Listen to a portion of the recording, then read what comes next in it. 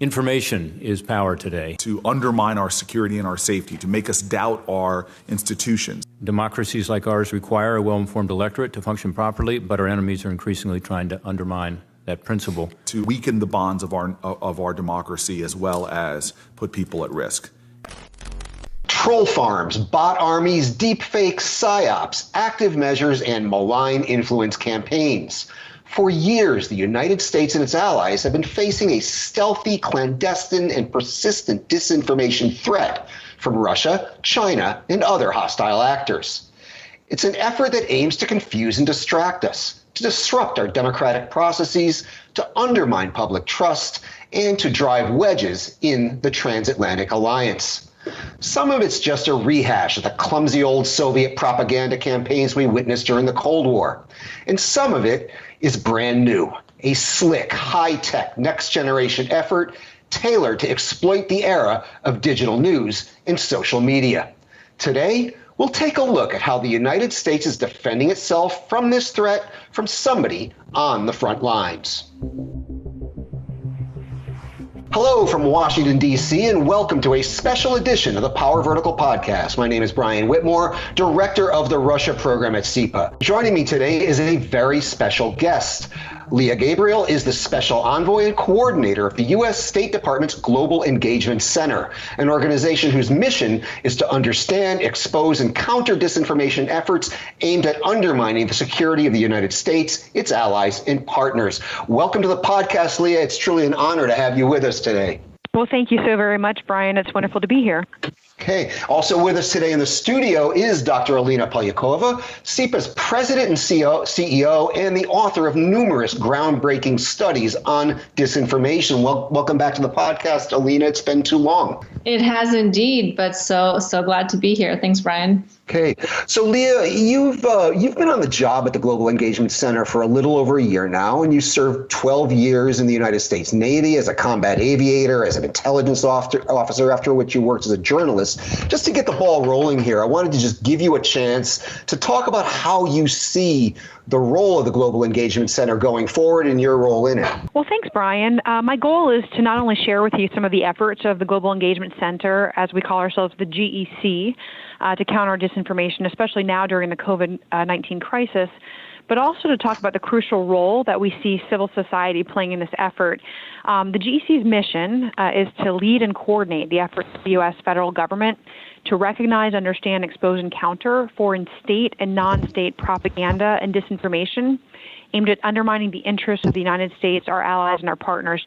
So simply stated, the GEC is leading the U.S. government's response to propaganda and disinformation that adversely affects our national security and that of our partners and allies. And we do this by connecting to the resources and the creativity of the rest of the State Department, including our embassies, and the U.S. interagency for what we're trying to create is a whole of government effort. So this current global health pandemic really does underscore the serious threats posed by disinformation and propaganda campaigns that are pushed by our adversaries. And we're watching in real time during this as we see a PRC government spokesperson citing a conspiracy website assessed to be a Russian narrative proxy.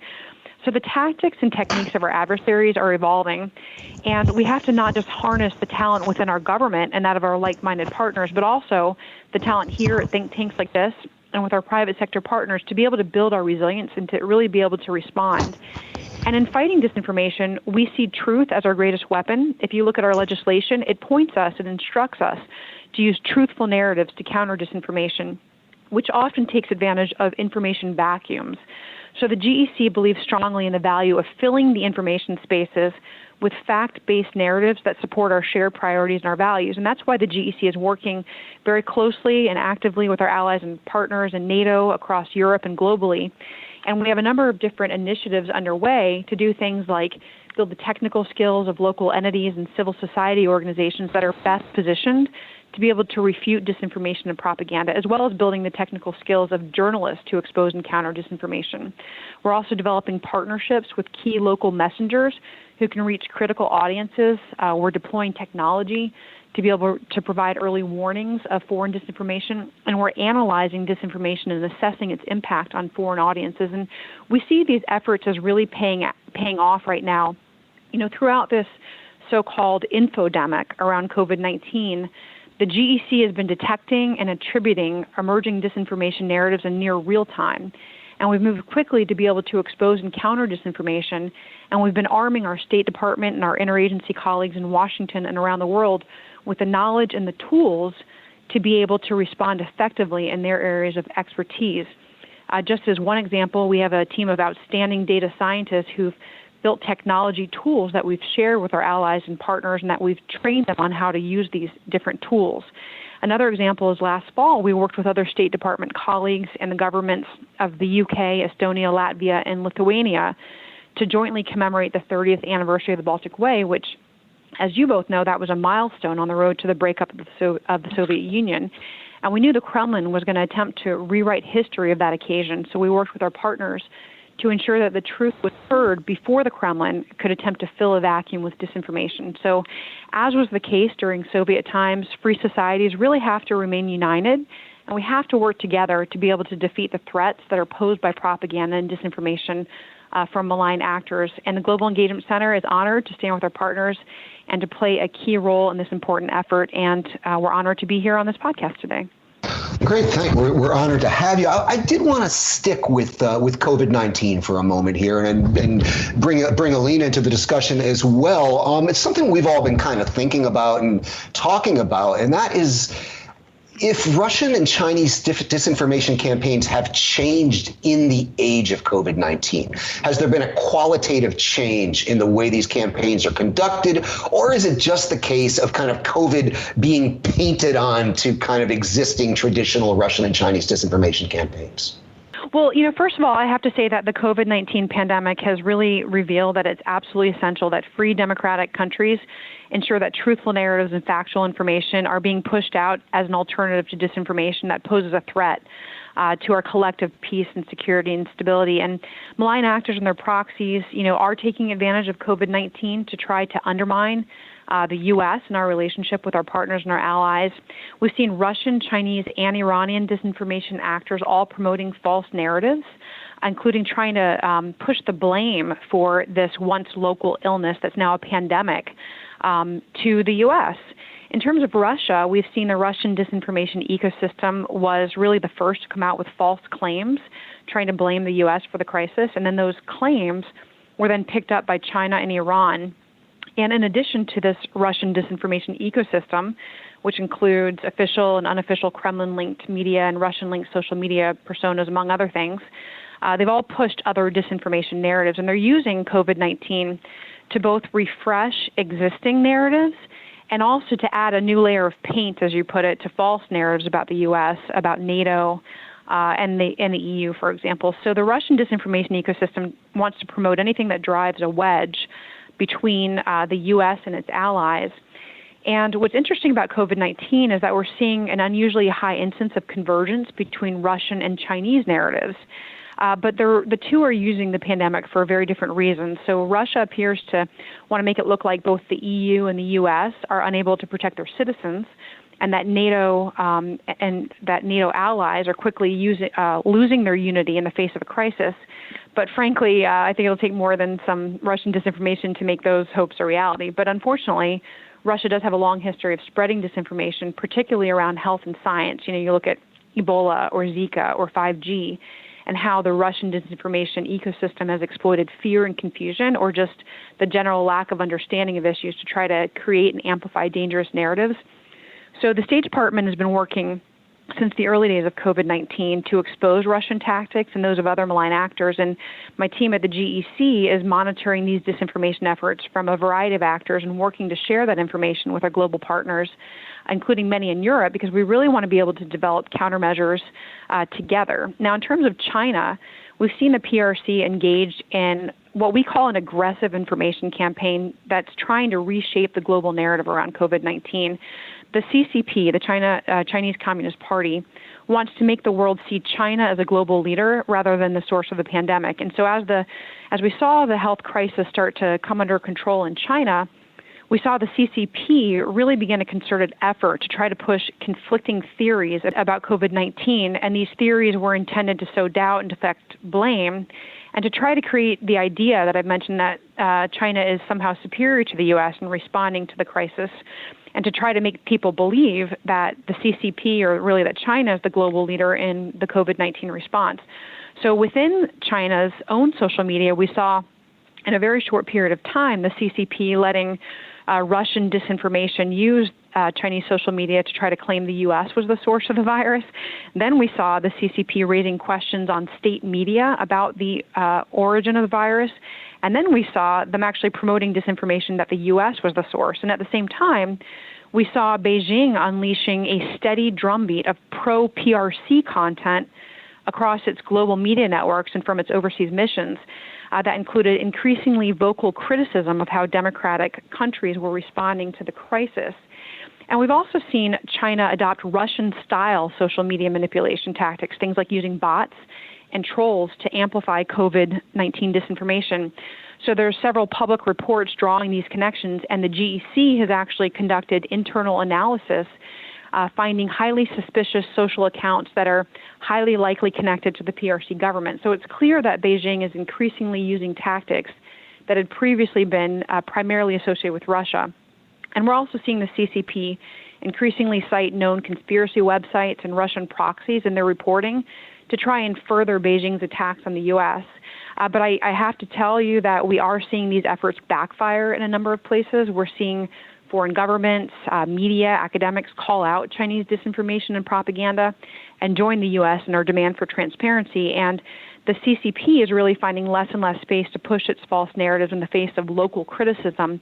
But at the same time, it's just critical that like-minded countries and free societies call out Beijing's use of disinformation and propaganda during this crisis, because what we don't want is for these behaviors to start becoming the norm for Beijing.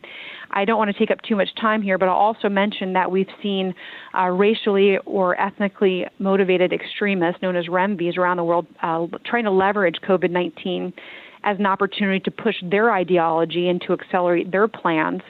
And we've also seen Iran pushing disinformation and incorporating Russian and Chinese messaging around COVID-19 in its media output. So we're seeing Iran try to deflect from their mishandling of the grave domestic crisis that they're facing and exploit COVID-19 to try to advance Iran's destabilizing agendas.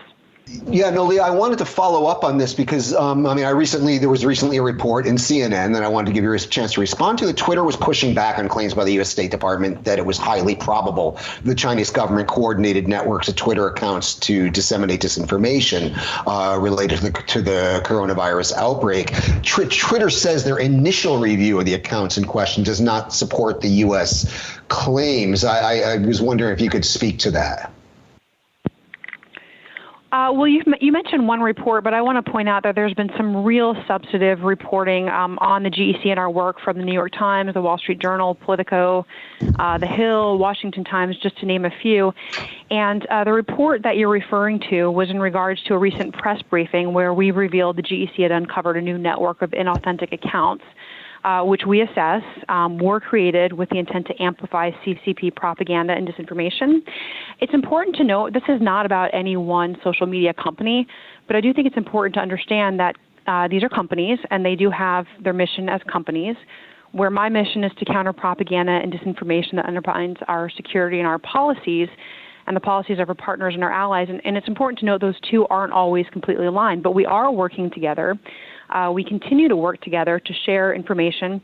And I think one of the things that they noted from the very initial assessment is that there were some authentic accounts. Well, yes, of course, because what happens when you have an inauthentic network is authentic accounts will also follow those inauthentic networks, especially ones that have more influence from having more followers.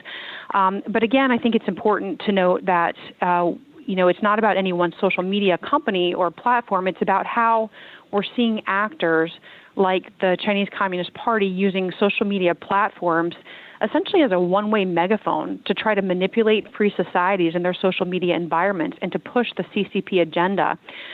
So our GEC analysis, I mentioned I've got a top-notch team of data scientists who do a wonderful job. Their analysis is that we did see a network of inauthentic behavior propping up CCP narratives, and we stand by that analysis. Do if you read that report carefully, it says Twitter says their initial review of the accounts doesn't support it, but it leaves open the possibility that they might in further investigations. Alina, I wanted to give you a chance to jump in here because you've been awfully quiet, and I know you've done a lot of research on this. So I wanted to see if you have any thoughts on any of this. Sure. I mean, I think what the COVID crisis has really been exposing is the extent to which China is now very much in the information influence game. Of course, prior to COVID, China was highly active in its own neighborhood, obviously in Hong Kong around the protests, in Taiwan, not to mention Tibet and other areas that China sees as part of its sphere of influence. But we haven't seen China enter the foreign disinformation space in the same way that the Russians had now dominated that space for years. And so many of us in the disinformation world were asking ourselves, when or if. And now we know that it's not a matter of if, and that the question to when is now. And I think there's some interesting things that have come out of that. One, we've seen the Chinese use the Russian playbook in a similar way the Russians have used it, meaning really bringing to the fore and deploying their known media-sponsored outlets to spread misleading information, to try to undermine the U.S. narrative, the European narrative on the sources of COVID, on the responses to COVID, and trying to amplify some of the mishaps, of course, that have taken place across the world in various responses. But it's also been far more sophisticated than that. And that goes back to the big distinction, I think, between Russia and China, which is that Russia, at the end of the day, economically speaking, is a small economic player. It has a GDP about 2% of the global GDP.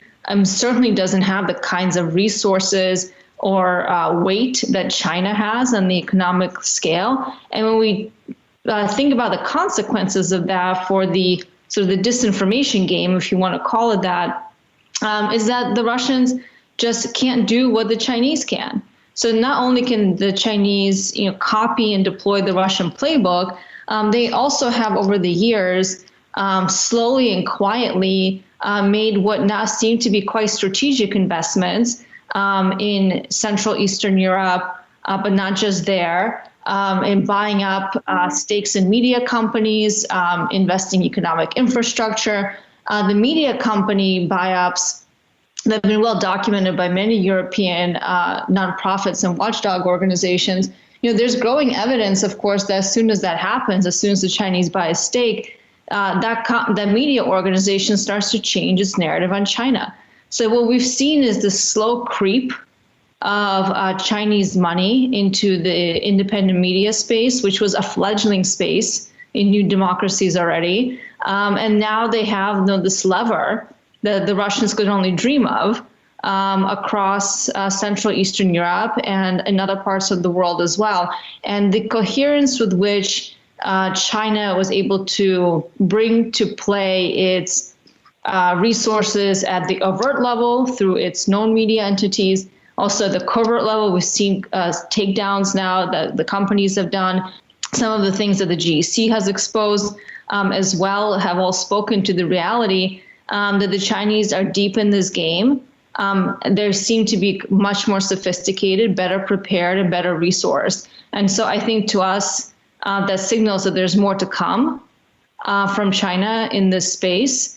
And it's going to be pretty dicey going forward, I think. And I'm personally increasingly concerned not just about the U.S. elections, which of course are just around the corner, but just in general. If China has always been the elephant in the room, and now it's really unveiled itself as a primary actor. Yeah, no, Alina, that touches on some place I did want to go here. You kind of anticipated me a little bit. The conventional wisdom has long been that China's information operations are aimed at improving China's image, influencing opinion on issues that the Chinese authorities care about, whether it's Taiwan or Hong Kong, while Russia's information operations seek to foster division and discord in the target country. It's not so much about promoting Russia, but tearing down the target country. What I'm seeming to hear from both of you is that the Chinese tactics are becoming increasingly like the Russian tactics. Am I correct in that assumption? Well, I first want to say that, even before the COVID-19 crisis, we were seeing evidence of some level of coordination between Russia and China when it comes to propaganda. For example, Russia's state-controlled news agency Sputnik has a number of agreements with Chinese media outlets to regularly exchange personnel and content. And we've also seen officials from the two countries hold an annual China-Russia media forum. The last one, I think, was in September in Vladivostok. And it's hard to measure how much of this is for show and how much is substantive, but I think it's noteworthy in terms of this conversation to point out that Russia and China are at least taking steps to work closer together. I want to make it clear the Chinese Communist Party sees information as a tool and a weapon, and it takes advantage of open democracies and free flows of information to serve the party's aims. And Beijing has invested an estimated $10 billion in its global information strategy. So on the surface, this can look to some like it's a soft power strategy, but we are aware that some of its activities cross the line into covert, coercive, or corrupt. And at the same time, Beijing is seeking to marginalize any criticism of the PRC and to legitimize and ensure control by the CCP and to try to set the global agenda there. And Russia's disinformation campaigns really want to, weaken trust in democratic values, processes, and institutions, and as you've mentioned, to foster division, discord within societies. And a classic Russian technique is to try to muddy the truth by presenting so many different narratives that it's tough for the public to see where the truth actually lies. And we're seeing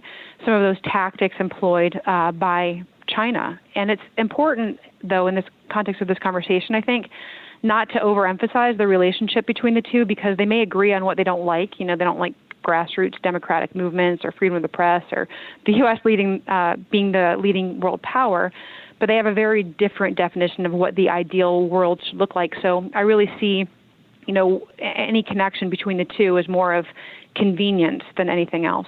Alina, would you concur with that? I mean, because I'm still agnostic on this. I don't really know if I'm seeing a convergence of the tactics as much, because I've always saw Russia as an incorrigibly revisionist power, and China as a power that's content to free ride on Western hegemony for the time being. And their respective disinformation campaigns reflected that. Do you see that? Well, I think we kind of have to distinguish between the tools and the strategy. The tools are generally the same, and I think that's where there is convergence. I think the Chinese, because they have just greater financial capacities to invest information influence operations, they are a larger threat if they continue to play in this space and continue to deploy information influence ops against the United States and other democracies. In terms of narratives, that's a different question that gets us to this broader question of what's the strategic intent here. And I think you're right that there's been a tendency for us to see China's information activities as benign, because for a long time they did focus on presenting, a positive image of China rather than what the Russians were doing, which was really kind of pushing on anything negative, anything that can cause division, polarization, et cetera. And I think what we saw around COVID is a change in this Chinese strategic intent, where, as Leah mentioned, the convergence around the narratives, the broader sort of meta-narratives being that democracies are not prepared to respond to crises, that democracies can't protect their citizens, that authoritarian states are better at managing crises. I mean, that is certainly has been the message that's been manifesting in various stories and various narratives from Russian and Chinese outlets, not to even speak on what's happening kind of in the covert impersonation space, which is a kind of different entity to examine. But I think what we saw here with China was a shift. We don't know yet if it's permanent. If we're going to see these kinds of tactics around other issues that affect the Chinese reputation in the world, I think the key here is that, with pushback against the Chinese message from the United States and also from some European countries, it became a reputational question for China. They felt like they probably had to respond to in the same way. And so I don't know, we'll see what the future holds, but for now, there does seem to be a real shift in strategic intent.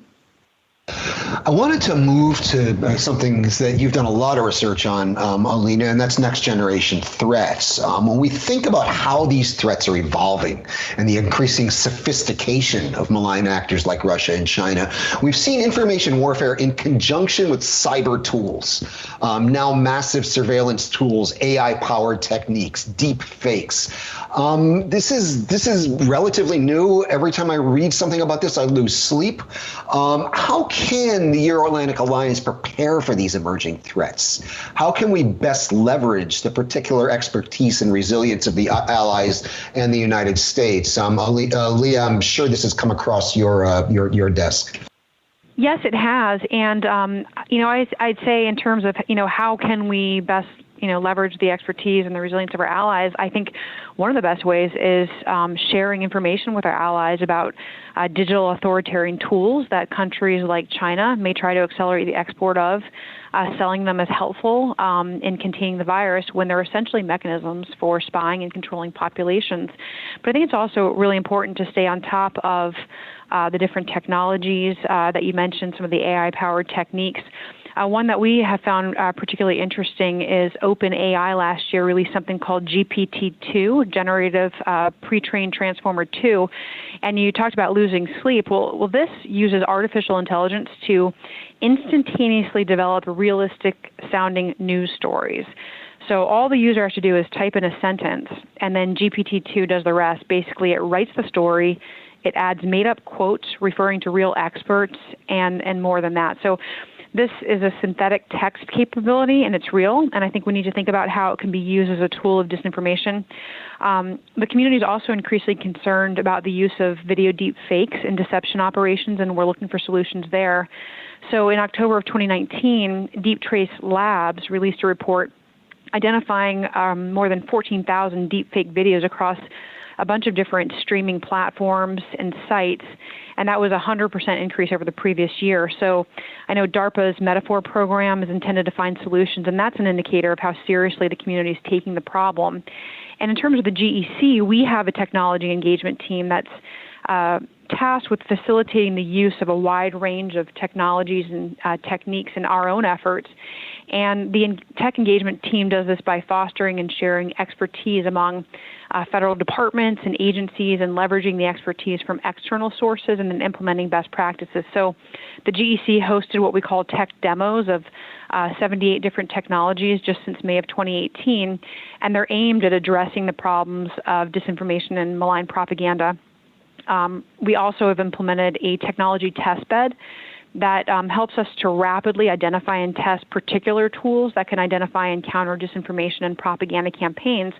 And we've used that for some of the other departments in the U.S. government. And that test bed, basically, it runs structured short-duration experiments to basically understand potential uses of technologies against specific operational challenges. And many of these technologies are very impressive, but I think there's really a demand for more, and especially so much of the analysis is focused on English language discussion on, Western social media platforms, but we really need increased capabilities so that we can better understand how our adversaries are working in other languages on platforms and forums that, we probably haven't even heard of yet. So we're also running tech challenges overseas to try to identify and harness some tools that are being developed for non-Western environments. But I will say this, going back to you losing sleep, I think technology is important, but it really comes down to building resiliency in populations, decreasing vulnerability, and teaching critical thinking in populations so that at the point where they're receiving the information or disinformation, they're questioning it, vetting it, and making sure before they share it with others that it's actually true. Alina, this is your wheelhorse. You've probably done more research than anybody I know on this, so I know you have something to add to this. Yeah, so what's interesting is that ever since, we became aware that artificial intelligence and machine learning capabilities, but not even that, but the data that we're able to gather now to train these algorithms on have become so much more dense and just larger than anything we've ever experienced, and we've had the computational capacity to train artificial intelligence in various ways.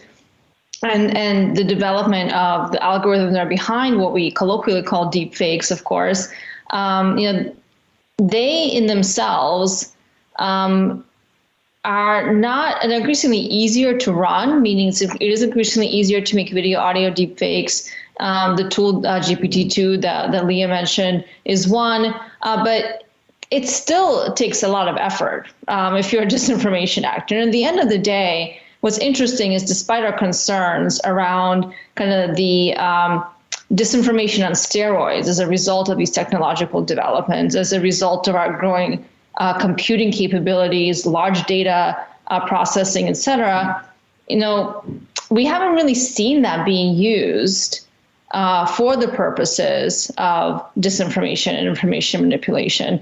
And at the end of the day, I think it's because it's still easier and cheaper to do the good old-fashioned way. You don't need very much to kind of plant an idea. The 60-40 principle still applies, meaning, as long as just you have your 40% truth, it doesn't really matter what the 60% is, right? If I think I got that right. At the end of the day, we haven't seen those kinds of uses. They're certainly out there. The Chinese seem to be most adept at it. Some time ago, they put out a video in English of a news anchor giving a news report in English, and it looked like a real person. And what he was saying, it was not a real voice, but it sounded like a real voice. And you had to look really closely to be able to understand that this was, so-called deep fake. So the capability is certainly there, certainly in terms of having access to data. The Chinese reign supreme, meaning the Chinese government specifically. But at the end of the day, now we call it shallow fakes. But what shallow fakes are is just, very basic manipulation of video, audio content. It doesn't mean that this threat is not real. It certainly is. Our ability to detect artificially intelligence manipulated video, the deep fakes we're talking about, still lags behind our ability to make them. So our detection is not anywhere up to par. Most of the detection of deep fakes now has to be done primarily manually, which you can imagine, it's so easy to make one, but then it takes you hours to catch it. Well, the damage has probably already been done. But I will say that social media companies have been taking some preemptive steps. Twitter put out a synthetic media policy not long ago. Facebook and Google are following suit and thinking about when the day comes, how will we respond to a disinformation campaign that is so-called synthetic media. That's kind of the catch-all term for manipulated media through AI tools. So I don't think we're actually in as bad of a place as we thought we were going to be when we were first started to become aware of these technologies. Well, on that note, maybe I'll lose a little bit less sleep then as I think about these things. And I do tend to agree with Leah that the solution to this is going to be more in media literacy and building resiliency in our societies and things like that, rather than maybe finding the perfect algorithm that's going to solve it for us. On that note, it's a good time to shift gears. In a few moments, we will continue our discussion on combating disinformation. I'd like to remind you, you are listening to the Power Vertical podcast. My name is Brian Whitmore, director of the Russia program at CEPA. Joining me today is Lea Gabrielle, special envoy and coordinator of the U.S. State Department's Global Engagement Center. Also with us today is Dr. Alina Polyakova, CEPA president and CEO. I'd also like to remind you, you could subscribe to the Power Vertical podcast on iTunes. You could read the Power Vertical blog and watch the Vertical video at cepa.org, and you can follow us on the Twitter at Power Vertical.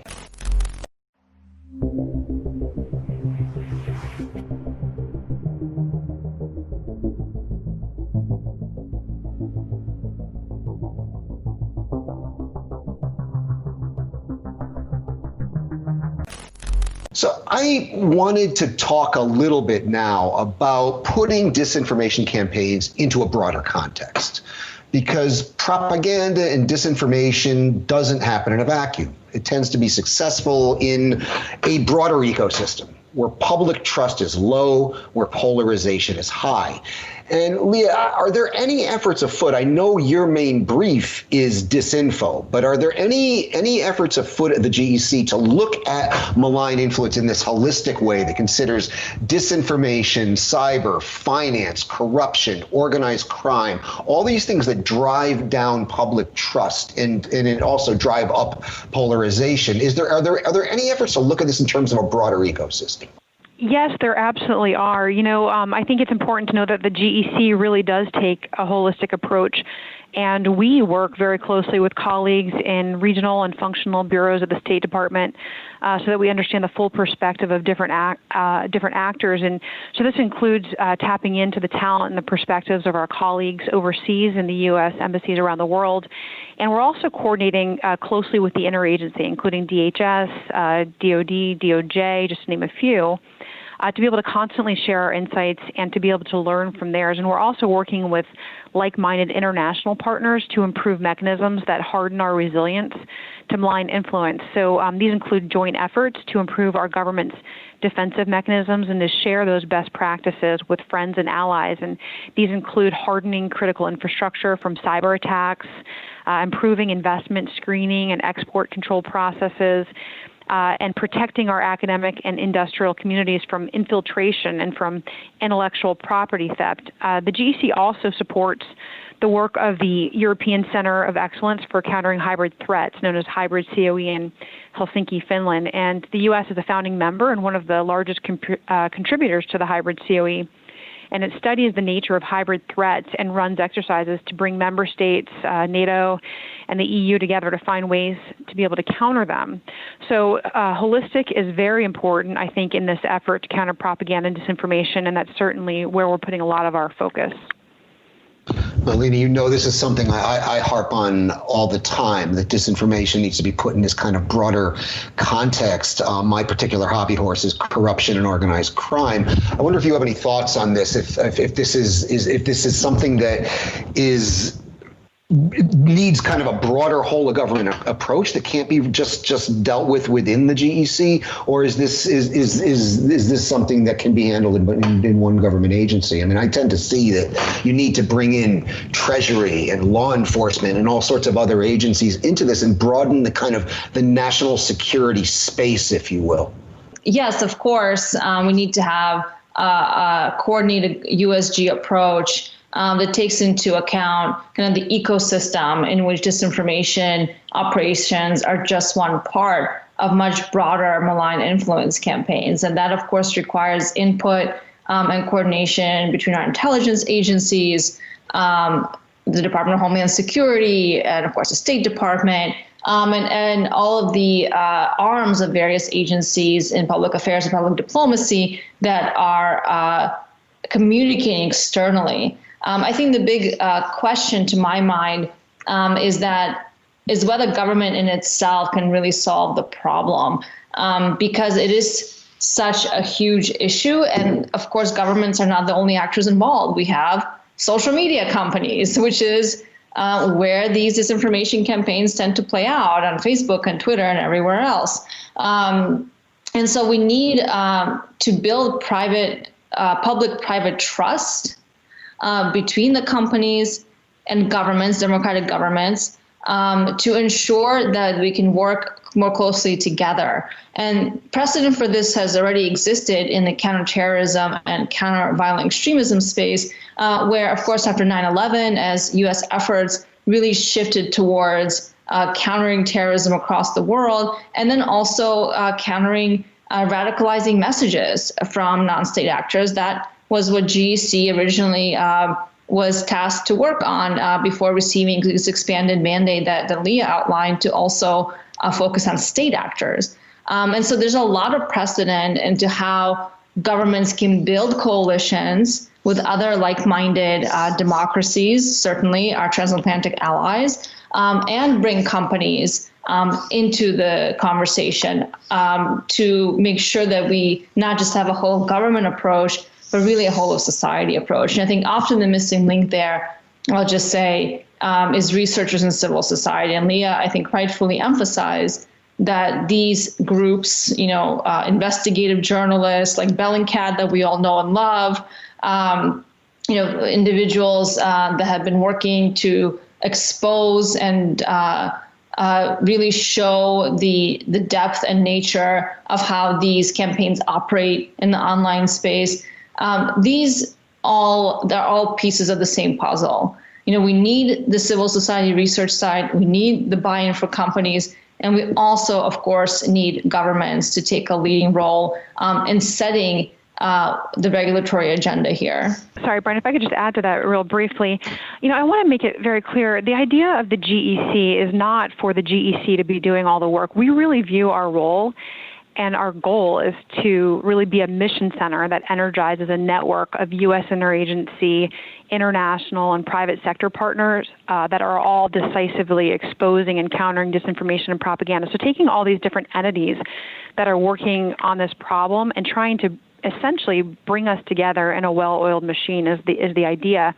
So we've done a couple of things, like we've built an international and interagency coordination cell as a key to energizing the network and trying to connect us all from human to human coordination. But we've also developed an analytics and information sharing platform where we're not just sharing tools with our partners, but we're also sharing the ability for them to do their own assessments, to use some of the tools we've built or some that are just available, and then to share that assessment to help us stay better connected. But the idea there is really to energize that network and to make it as much as possible into a well-oiled machine.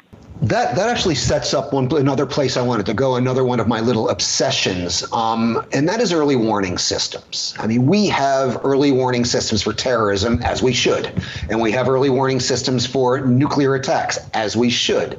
Are there any efforts to establish early warning systems for malign influence campaigns that look at how their various components, whether they be informational, cyber, finance, corruption, how these interact? And almost, the way I kind of think of this is a non-kinetic DEFCON. We had the DEFCON system of threat of nuclear war existed during the Cold War, still exists.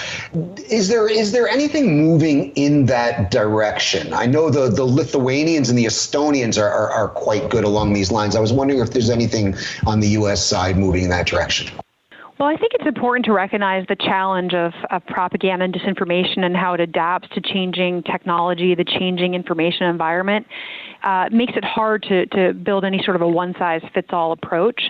Right now, there are numerous lines of effort to try to automate and detect disinformation when it first appears. I think we're in the early days, though, of trying to develop those advanced capabilities and trying to deploy them to cover the entire surface area of risk.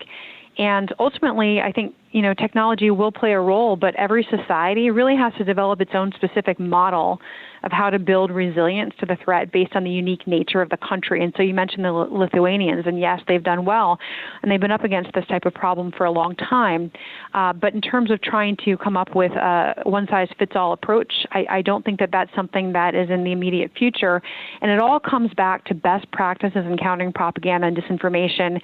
It's in getting people in societies to question information at the point of consumption. It's building resilience, it's decreasing vulnerability, and it's helping people to be more aware of the information environment and how disinformation and propaganda spreads so that you can get that human mind out in front of the technological challenges. So it's effectively, we have to be on the supply, we have to fight on the supply side and the demand side. And I see right now a lot of efforts on fighting the supply side, if you will, to countering disinformation and the like.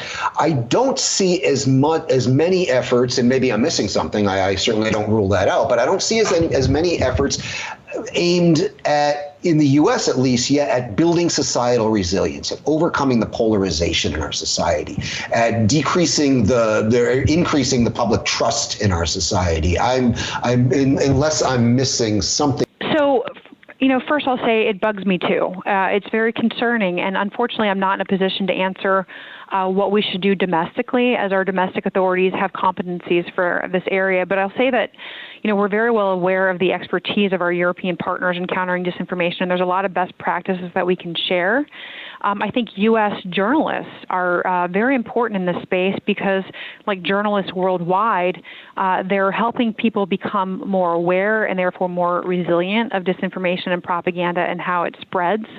We've talked about the Baltic countries becoming very resilient through their own efforts and their experiences, and we and our allies are continuing to learn from their experience. That's a big thrust of our efforts because they've been on the front lines for generations.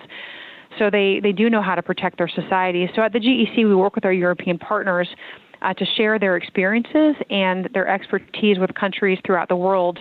As, for example, Russia's disinformation campaign is clearly becoming more global.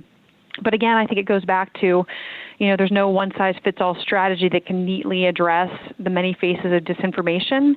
But I agree with you that it is something that we really do need to focus on and improve the resiliency within our own society. Alina, you had some thoughts on resilience, I know. Yeah, I don't want to throw a wrench into the conversation, but I often find that we tend to think of, media literacy, digital literacy, critical thinking skills as sort of this panacea that's going to solve all our problems. Let's just institute in all of our schools a curriculum that teaches, the next generation media literacy skills, and we're really going to build resilience. I think in the United States, especially, when we try to even compare a country the size of the United States to a country like Lithuania or Estonia that have done very well at, of course, building that kind of societal awareness. It's incomparable in scale. It really is. And just the systems are so profoundly different when you think about the reality of not just every single state, but every single county and every single municipality basically being able to have their own curriculum at school. And because we have, a lot of private schools, charter schools, we don't have a federal public school system that is as expansive as in some of these smaller countries. And so for us to make those kinds of changes at a societal level is a huge challenge that I'm not even sure is fully reasonable, to be honest with you. And I think there's not much evidence to really suggest that, instituting media literacy courses, let's say, I don't know what grade we would, peg that to, elementary school, middle school, high school, college, the whole time, if that really makes people kind of more immune, if you will, to disinformation.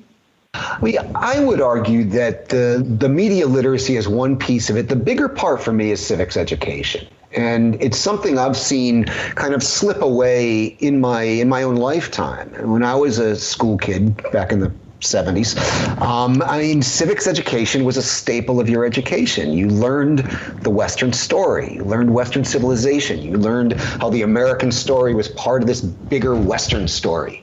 And I think this instilled a sense of resiliency that I see slipping away now. I don't have the stats in front of me, but it's my understanding that civics education has kind of fallen off, and we've basically forgotten our Western story and fallen into this age of cynicism. And I think until we address that, maybe I'm wrong, I'm willing to be proven wrong, but I think until we address that piece, and I realize we're getting way beyond the mandate of the GEC right now, but I think it's relevant to the broader discussion. Until we address that, I worry that all of our efforts are not going to be as effective as they could be. Alina or Leah, I don't know if you have any thoughts on that. I just think it just requires a bit more thinking about, how do we, what are we trying to get to, and I think in reality, we're never going to get, full population immunity, if you want to think of that way. There's no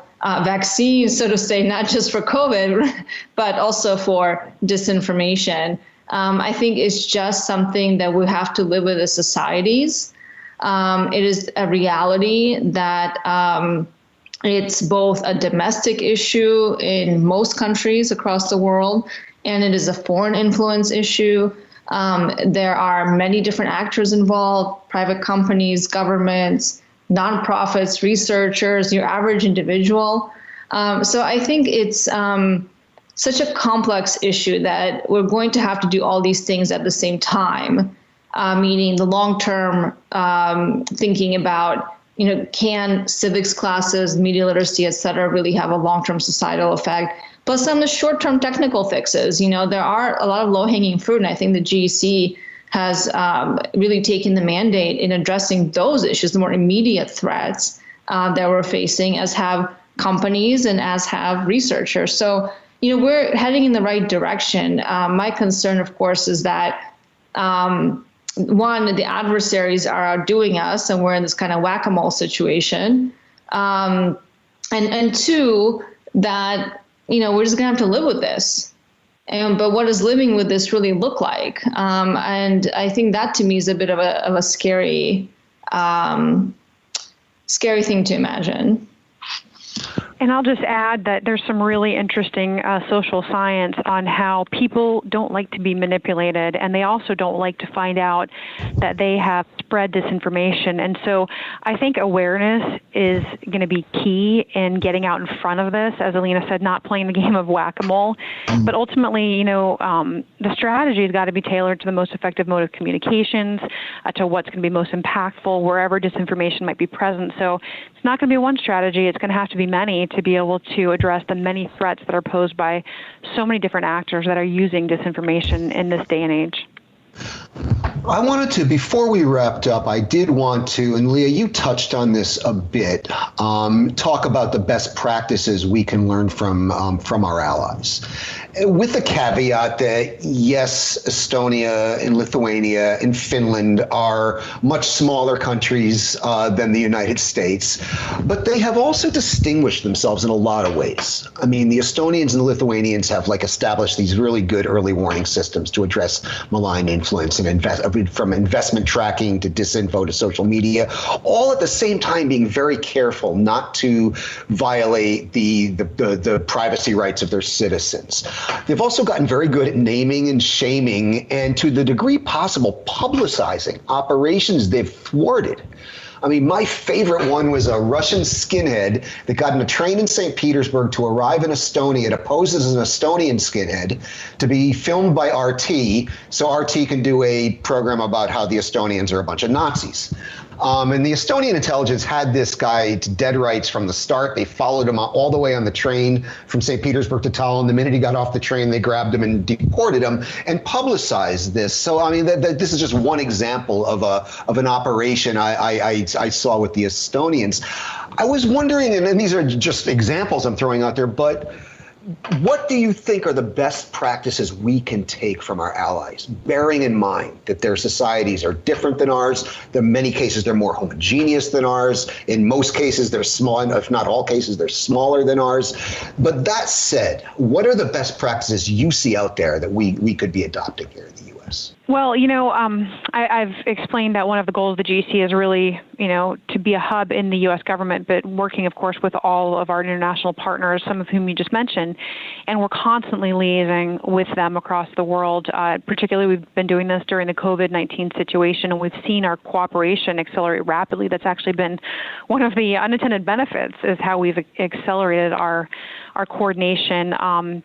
But in terms of best practices, it's interesting. We actually have compiled a very short list that I can go over, and if we had more time, I'd go in more detail. But one of the things that we've seen is that research demonstrates that little can be done to counter disinformation after the fact. So in other words, once a disinformation narrative is in the wild, you can't just eliminate whatever that disinformation narrative, that lie is from the information space. So the most effective ways to counter disinformation are often leveraging credible third-party voices, influencers in their area of influence, whether it's their social media area of influence, their social media influence networks, or their networks in different locations of the world.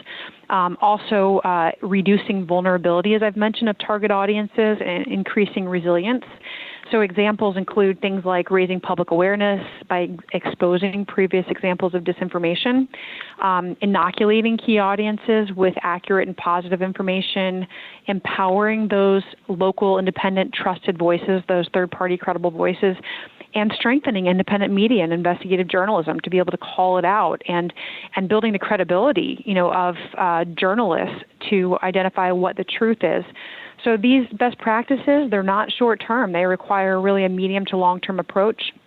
And so at the GEC, we really focus on learning from our partners within the interagency and around the world, and then really focusing on strategic investments in these medium to long-term approaches and strategies.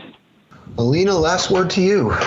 No, I think if we pan out just a little bit from the details of all this and what the U.S. government has been doing through the GEC, I think the bigger issue here is, where are we heading in the 21st century in terms of democracy's ability to continue to make our models appealing to a larger and larger swath of the global population. And this is where this battle over the course of the 21st century starts to play out in the narrative space, in the information space. So I think we're used to, in the United States, seeing, battle space, so to say, and warfare in a binary. It's either kinetic or military, or it's non-kinetic, asymmetric, political warfare.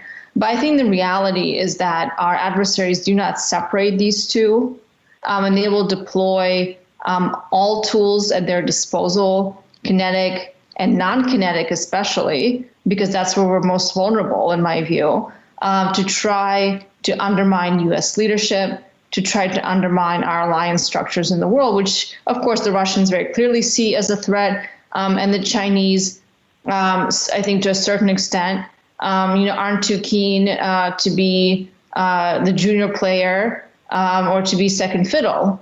And so as their economy grows, they're also keen to grow their global influence, as we are learning now over the last few months and previously, and also keen to present an alternative model to that of a democratic model that the U.S. has been the leader in, ushering across the world. And so to my mind, that's why it's so important that we continue to invest in developing our own capabilities and our capacities to expose disinformation campaigns from Russia and China specifically, and to continue to invest our efforts in working together with our allies. Because at the end of the day, all democracies face the same threat.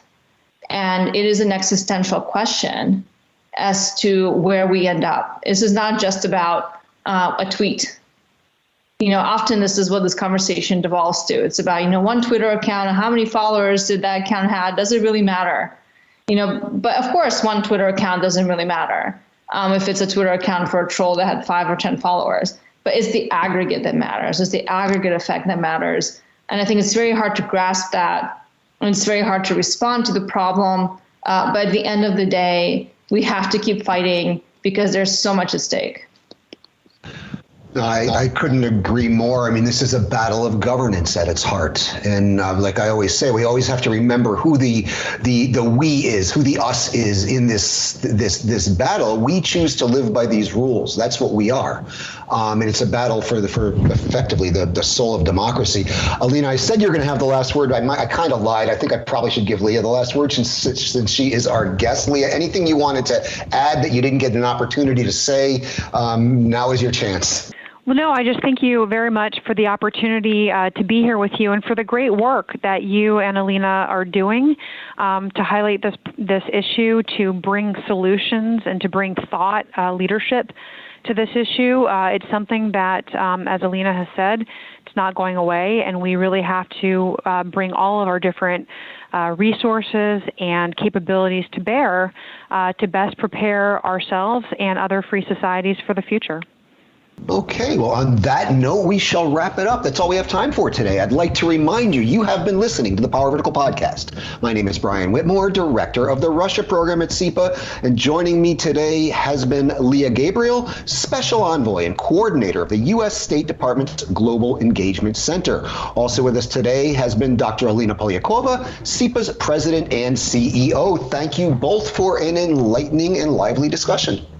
And I'd also like to thank our producer, Michal Harmata, for keeping the lights on and all the complicated machines well-oiled and in working order throughout our discussion. I'd also like to remind you, you can subscribe to the Power Vertical Podcast on iTunes. You can read the Power Vertical blog and watch the Vertical video at CEPA.org, and you can follow us on the Twitter at Power Vertical. Join us again next week. And now, as always, I leave you with the ambient sound mix our producers have created for your enjoyment.